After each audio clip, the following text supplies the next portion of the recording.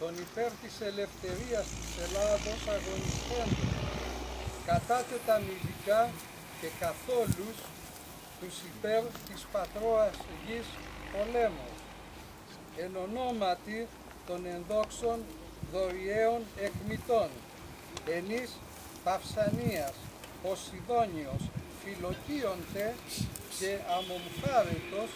ηρίστευσαν, εν ονόματι των γενναίων